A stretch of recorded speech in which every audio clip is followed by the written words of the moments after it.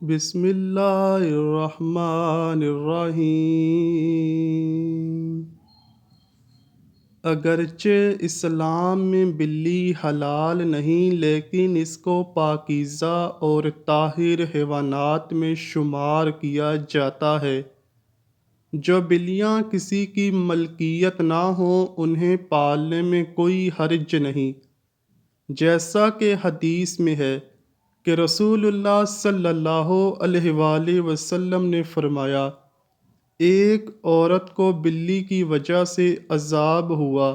اس نے بلی کو قید کر کے رکھا یہاں تک کہ وہ مر گئی، پھر اسی بلی کی وجہ سے وہ جہنم میں گئی۔ جب اس نے بلی کو قید میں رکھا تو نہ کھانا دیا اور نہ ہی پانی، اور نہ ہی اسے آزاد کیا تاکہ وہ خود کیڑے مکوڑے کھا کر گزارا کر لیتی، یعنی اس نے بلی کو تڑپا تڑپا کر مارا تھا، اس لیے وہ جہنم میں گئی۔ ایک سائنسی اندازے کے مطابق انسان نے بلی کو 10,000 سال پہلے پالتو بنایا تھا۔ بلی آج کے دور میں سب سے عام پالتو جانوروں میں سے ایک ہے۔ افریقی جنگلی بلیوں کی کئی اقسام کو پالتو بلی کے آباء و اجداد سمجھا جاتا ہے۔ بلیوں کو پہلے شاید اس وجہ سے سدایا گیا کہ یہ چوہے کھاتی تھی اور اکثر اوقات جہاں اناج محفوظ کیا جاتا ہے وہاں انہیں پالا جاتا تھا، لیکن بعد ازاں ان کو انسان کے دوست اور پالتو جانور کے طور پر بھی پالا جانے لگا۔ پالتو بلیوں کے جسم پر لمبے یا چھوٹے بال ہوتے ہیں، جن کی بنیاد پر ان کی اقسام اور نسلوں کا تعین کیا جاتا ہے۔ آئیے آپ کو وہ حدیث بتاتے ہیں جس میں بلی کے متعلق ذکر کیا گیا ہے۔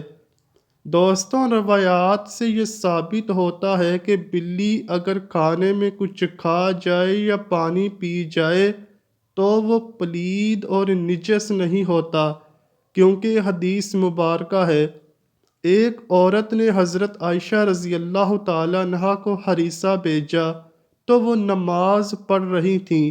اس عورت نے ہریسہ وہیں پر رکھ دیا تو بلی آئی اور آ کر اس میں سے کھا گئی۔ حضرت عائشہ صدیقہ رضی اللہ تعالیٰ عنہا نے نماز کے بعد اسی جگہ سے ہریسہ کھایا جہاں سے بلی نے کھایا تھا، اور فرمایا، بلا شبہ رسول اکرم صلی اللہ علیہ وآلہ وسلم کا فرمان ہے، یہ بلی پلید اور نجس نہیں بلکہ یہ تو تم پر آنے جانے والیاں ہیں۔ حضرت عائشہ رضی اللہ تعالیٰ عنہ بیان کرتی ہیں، میں نے رسول اکرم صلی اللہ علیہ وآلہ وسلم کو بلی کے بچے ہوئے پانی سے وضو کرتے ہوئے دیکھا ہے۔ دوستو، جہاں تک گھر میں بلی پالنے کا سوال ہے تو فقہاء کا کہنا ہے کہ گھر میں بلی پالی جا سکتی ہے، ایسا کرنے میں کوئی حرج نہیں، کیونکہ بلی نہ ہی موذی جانور ہے اور نہ ہی نجس۔ ہر شخص کو معلوم ہے کہ اس میں کوئی نقصان نہیں۔ بلی گھر میں رکھنا فائدہ مند ہے، یہ گھر میں پیدا ہونے والے کیڑے مکوڑے اور چوہے وغیرہ کھا جاتی ہے۔ ماہرین کے مطابق بلی کے پیار میں اللہ نے ڈپریشن کے مرض کا علاج رکھا ہے۔ اس کے بالوں میں خاص قسم کے بیکٹیریا پائے جاتے ہیں، انسانی جسم میں ڈپریشن کو کم کرنے میں مدد دیتے ہیں۔ چنانچہ پالتو بلی کو اپنے ساتھ لپٹا کر بٹھایا اور سلایا جائے، یہ نہ صرف آپ کی بلی کو خوش کرے گا بلکہ آپ کو بھی ڈپریشن سے نجات دلائے گا۔ جب اللہ پاک نے حضرت آدم علیہ السلام کو زمین پر بھیجا تو سب سے پہلے سانپ اور پھر بلی کو پیدا فرمایا۔ البدایہ والنہایہ کے مصنف لکھتے ہیں کہ بلی ہی وہ جانور ہے جس سے حضرت آدم علیہ السلام دنیا میں آنے کے بعد بات کی اور ان کے دل کو اطمینان محسوس ہوا، کیونکہ وہ زمین پر آ کر پریشان تھے۔ اب ہم آپ کو بلیوں کے بارے میں کچھ مزید معلومات بتاتے ہیں جو ماہرین کے تجربات کے بعد سامنے آئیں۔ ویسے تو یہ معلومات سب کے لیے دلچسپ اور حیرت انگیز ہیں، لیکن جنہوں نے بلیاں پال رکھی ہیں ان کے لیے انتہائی فائدہ مند بھی ہیں۔ ماہرین کے مطابق بلیوں کی اوسط عمر 13 سے 17 سال ہوتی ہے، مگر اکثر بلیاں 20 سال کی عمر تک پہنچ جاتی ہیں۔ دو بلیاں آپس میں کبھی بھی میاؤں کر کے گھر میں بات نہیں کرتی۔ جب بھی آپ کی بلی میاؤں کرے تو جان لیں کہ وہ آپ سے مخاطب ہے۔ اس کے علاوہ بلیوں کی مونچھوں کے متعلق ایک عام تاثر پایا جاتا ہے کہ ان مونچھوں کے ذریعے بلیاں اپنا توازن برقرار رکھتی ہیں، بالکل اسی طرح جیسے اکثر سینگوں والے جانوروں کے سینگوں کے متعلق یہی تاثر پایا جاتا ہے۔ تاہم ماہرین کا کہنا ہے کہ یہ تاثر سراسر غلط ہے۔ بلی کی مونچھوں کا اس کے جسمانی توازن سے کوئی تعلق نہیں۔ ماہرین کا کہنا ہے کہ بلیوں کی مونچھیں دراصل ایک سینسر کا کام کرتی ہیں۔ یہ فاصلے، جگہ اور مختلف اشیاء کے سائز کا پتہ لگاتی ہیں اور بلی کو اس سے آگاہ کرتی ہیں۔ حتیٰ کہ اندھیرے میں بھی بلی اپنی مونچھوں کے ذریعے کسی بھی فاصلے یا کسی بھی چیز کے سائز کا تعین کر سکتی ہے۔ رپورٹ کے مطابق بلی کی مونچھیں تنگ جگہوں یعنی چوہوں کے بل وغیرہ کے سوراخ کی چوڑائی کا بھی اندازہ لگاتی ہے۔ بلی اندھیرے میں بھی اپنی مونچھوں کے ذریعے کسی بل کا پتہ چلا لیتی ہیں کہ وہ کتنا چوڑا ہے۔ اگر بلی کسی تنگ جگہ میں جانا چاہتی ہے تو یہ اس کی مونچھیں ہی ہیں جو اسے بتاتی ہیں کہ وہ اس تنگ جگہ میں جا سکتی ہے یا نہیں اور کہیں اندر پھنس تو نہیں جائے گی۔ اب نقصان دینے والی بلیوں کی بات کرتے ہیں کہ ایسی بلی کو قتل کرنا جائز ہے کیونکہ یہ تکلیف کا باعث ہے۔ بلی کو کسی بھی صورت ایذا دینا شرعاً جائز نہیں۔ بلی ایک پالتو جانور ہے۔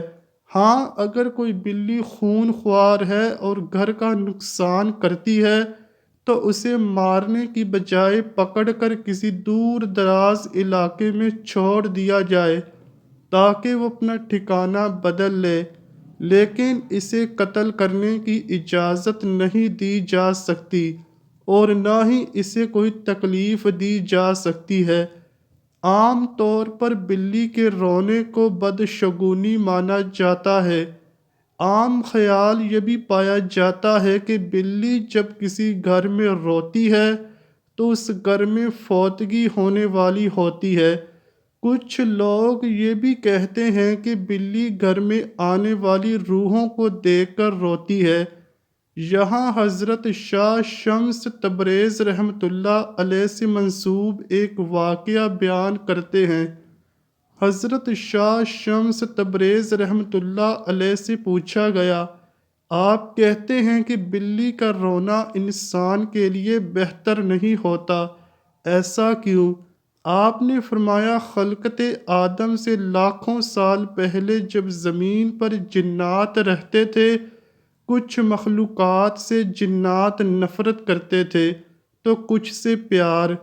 ویسے ہی جنات کا راجا عزازیل، جس کی ایک بیوی تھی جس کا نام کبیرہ تھا، وہ بلیوں سے پیار کرتی تھی اور اس کے آس پاس بلیاں ہوا کرتی تھیں، اور یوں جنات اور یہ بلیاں ساتھ ساتھ رہنے لگی، پیار کرنے لگی۔ بلیوں کی جتنی بھی نسل زمین پر موجود تھی، اسے کوئی تکلیف ہوتی تو اس کا بدلہ جنات لیا کرتے تھے، لیکن جب اللہ نے جنات کی طاقت کو محدود کیا، ان کے لیے صرف رات کو رکھ دیا، تو یہ سلسلہ جانوروں اور جنات کا ٹوٹ گیا۔ لیکن کبیرہ نے کہا، اے میرے اللہ، ہمیں اتنا تنہا نہ کر کے ہمیں اتنا اکیلا نہ کر۔ تو کچھ جانوروں کو یہ طاقت دی گئی کہ وہ جنات سے باتیں کر سکیں اور انہیں دیکھ سکیں۔ ان جانوروں میں بلیاں بھی شامل ہیں۔